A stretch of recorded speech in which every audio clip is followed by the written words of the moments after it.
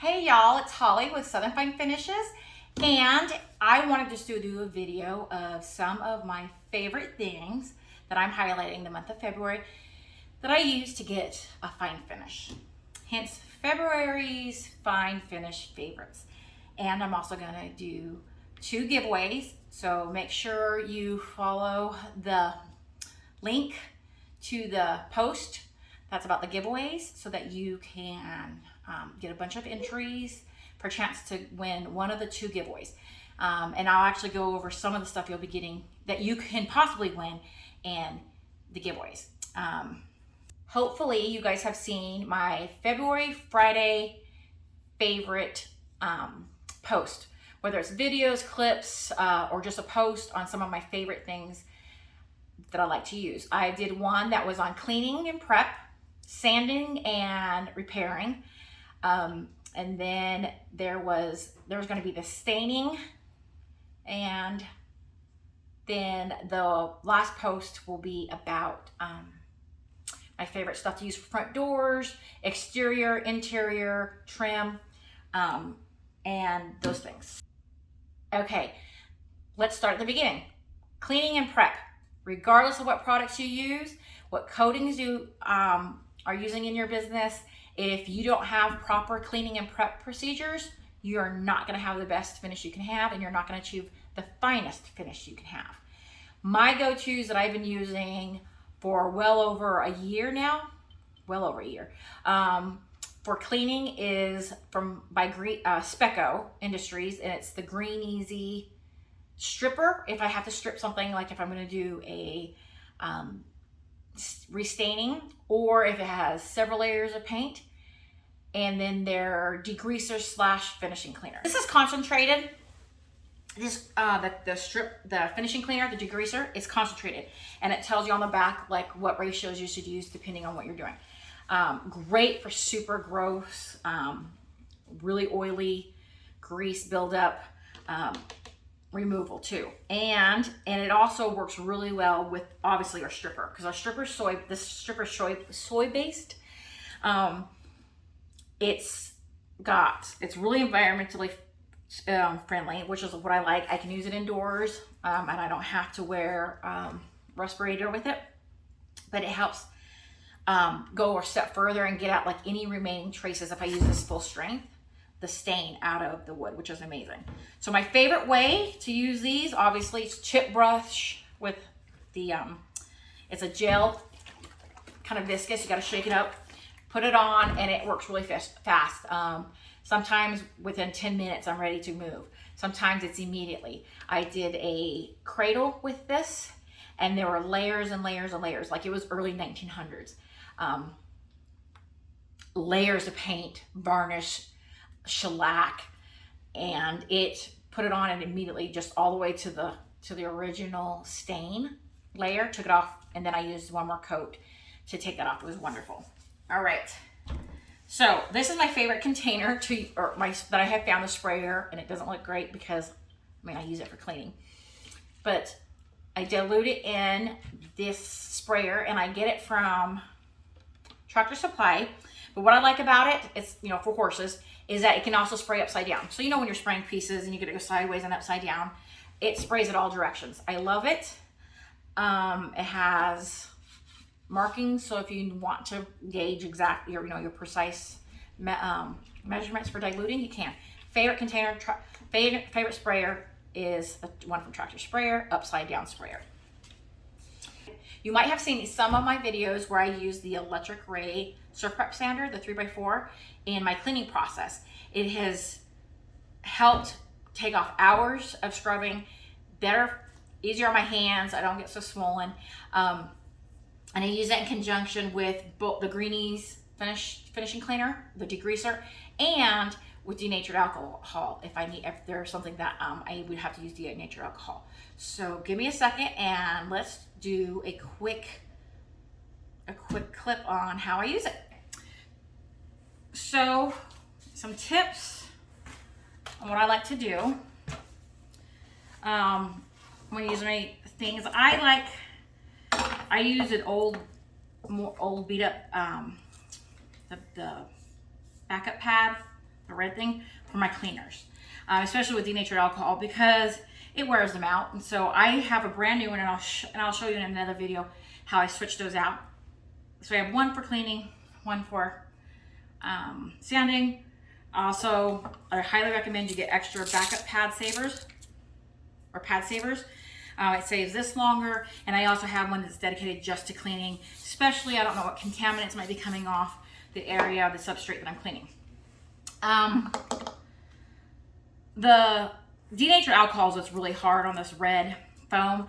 The finishing cleaner, not so much, but I just wanted to throw that out there.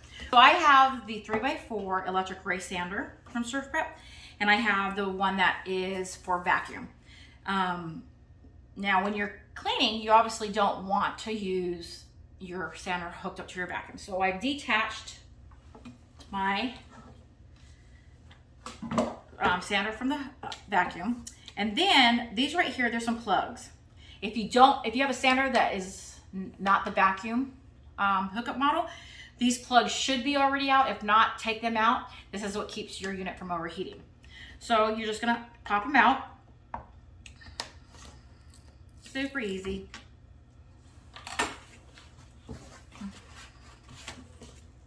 Just like that. Do both sides, and you're ready for cleaning. All right, let me go plug my sander in, because that might help a little bit. My plugs are out of my sander. I've got my cleaning pad, backup pad, and I've got my cleaning pad saver on. I like to wear, especially for stripping, these are the ones I like to use for stripping. You can use regular nitrile gloves for the cleaner. I just happen to have these with me. These are the ones that I have found to work the best, and I can put a link. I get a big pack of them because I do it a lot. But they've got texture on them, so when you're doing the stripper, since it's, you know, gelatinous, for lack of a better word, it's good. But it lasts the longest. It doesn't eat through the gloves. The gloves last longer. So I had these, so I just thought I'd show them. Even with the cleaner, like I said, you can use just the regular nitrile gloves that everybody's wearing when using this. All right, so I have 2 cabinet doors samples. These are ones I like to get samples and do either the coating that I'm presenting to my client, to get their to sign off on the color. If there's a glazing, so they can do glazing, sign off on the glazing technique, the dry powder coat, whatever it is. So these I let be in super harsh conditions. I don't know if you can tell on this one. Do you see cute little paw prints or big paw prints?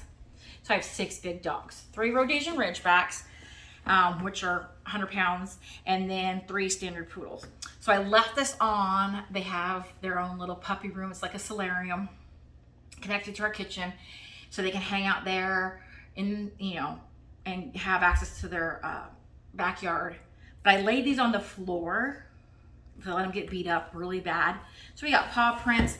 This one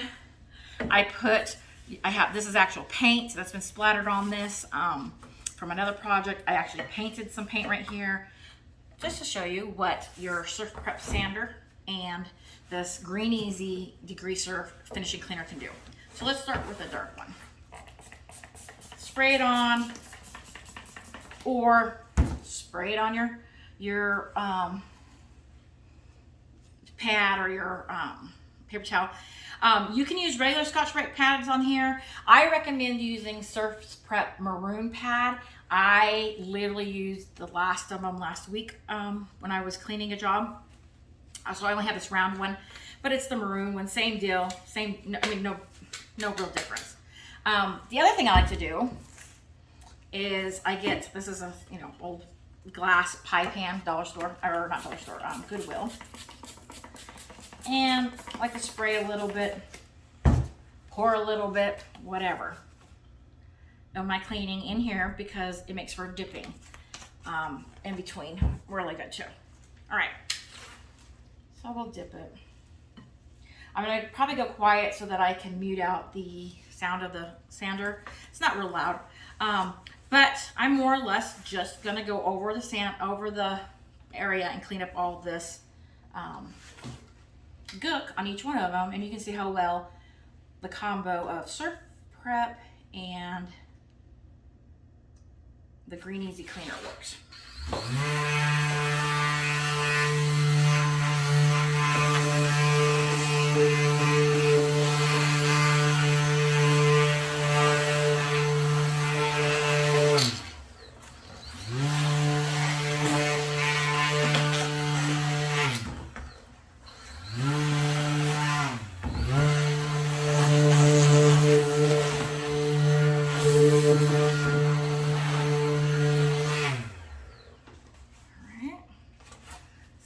To the side. Now let's do this one.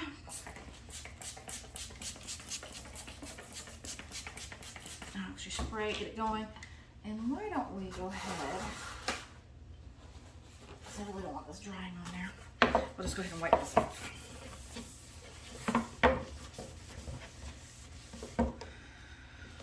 And remember, prep is key. These doors haven't been in actual use in a home, so there's not going to be grease or stuff on these, but it works really, really well on grease. Really, really, really well if you get those nasty kitchens.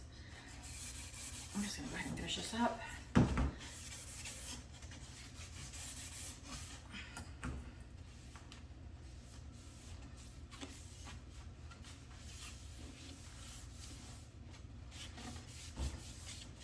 I also will use these doors to, put them in extreme test, to test the coating. So it's great to show, I'll put a coating on, and then I can show clients, hey, this has been sitting in my puppy's room, and they've been walking on it and stepping on it and dragging it, and there's pebbles, gravel from their run and whatnot, and they can see how durable it is. And like, this is a piece of maple, and the wood is dented, but the finish is not. So extreme. Okay. You see that? Clean. All right. Let's do the roast one with paint and other stuff on it.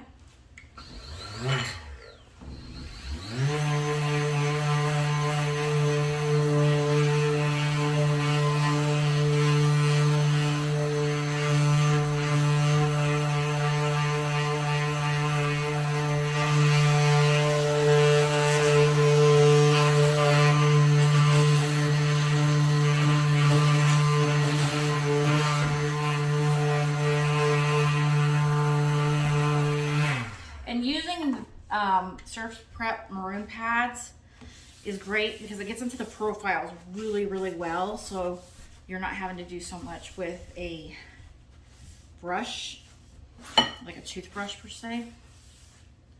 All right, let's go here.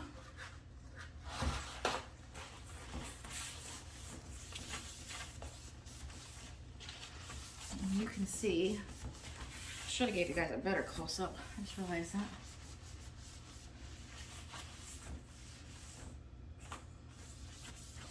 It took off all the paint that was here, all the grime, and then remember I had that big old patch of paint. There's still a little bit there left, but I bet you if I just went over it with some full strength, it would even take off that paint off of that door. So let's try it. Why not? I love testing things to the limits because,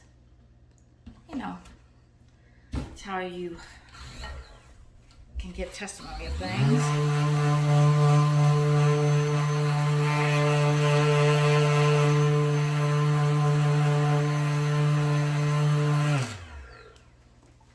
So that's going to be really foamy because obviously it wasn't stripped down. Oh, well, it's even taking off all the way to the raw wood. Primer, that blue paint, all the way. Do you see, guys? Can you guys see that? To the raw wood. Good stuff. I like a lot. Okay, so that is prep cleaning with the SurfPrep sander and Green Easy. Don't forget, I have a code, Southern 10, and you use with my affiliate link, and you can you'll save 10% on everything SurfPrep. So that includes the marine pads for cleaning. So the next step that I would do, and I'm not going to show on here, is I would take denatured, some shop towels, whatever, and denatured alcohol, and wipe, and water mix, wipe down, because you do want to make sure you get all of the degreaser off as well, so that you can have good adhesion. So that is cleaning with that. All right, so the next thing you would do is sand. Scuff sand. Scuff sand 180. Up to 180 if you're going to do staining, so it leaves the pores open. I have a video on sanding schedule on that. Otherwise, I would scuff sand 180, 220 for if I was going to do a repaint. And I would just simply take this off, and then I would change out to, this is the one I use for sanding. And if you need help on knowing which of these you should get for your whatever products, they have a J hook, and I think the other one's a L hook. Don't quote me. But one holds like sheets and films better. Another one holds pads better. Like, so this is considered a film. It's got the flocking and, well, that's not the right one, but it's got the flocking on it. This is how I like to store mine, take it with me. So that way, you know, it's usually in the area that if I'm sanding or painting, it just doesn't get my product. My paper is all full of paint. I can also pull out, like if I know I'm gonna do a bunch of sanding for staining, I just pull this out, take it out, take it with me, and I can leave this with the rest of my stuff. This is a paper that I got, the sanding system, when I first got it, and then I just laminated it so I could use it till I got familiar, like, oh, the 5mm pad comes in these different finishes. Okay, what is a very fine and the 5mm pad? It's a 320, 380 scratch. So it helps me. So, like I said, the back of pads, you're gonna wanna get pad savers. These are paper sheets. I don't use these. I got them just to try them out. But I prefer, my favorite are either the films or the, the nets, especially the 320. So I love using these nets in between coats. Love them. They don't clog up, especially with the vacuum on. It's perfect and they last a long time. I can rinse and reuse. And then, you know, then you have just, there's 1/2-inch pads, 10mm pads, 5mm pads. I can fit 2 pads into each one of these containers. And I just love it. Love it, love it, love it. So those are my go-to. So I would just switch out my